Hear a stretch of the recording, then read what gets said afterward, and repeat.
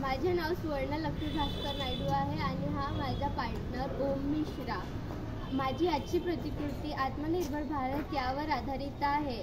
तुम्हाला माहीतच आहे की आपल्या पृथ्वीवर 71% पाणी आहे आणि आपल्या भारताच्या बहुतांश भागात नदी आणि तलाव आहेत। पुष्कळ ठिकाणी नद्यांमध्ये आणि तलावांमध्ये कचरा टाकला जातो। आंघोळ करणे, कपडे धुणे, कारखान्यातील घाण पाणी नदीत सोडणे यासारख्या विविध गोष्टी केल्या जातात, ज्यामुळे पाणी दूषित होते आणि त्याचा आपल्या मानवी आरोग्यावर खूप परिणाम होते। या समस्येच्या निराकरणासाठी मी एक छोटासा प्रयोग केला आहे, ज्यामध्ये मी एक सौर ऊर्जेवर चालणारी एक अशी बोट बनवली आहे, ज्याला चाळणी लागली आहे।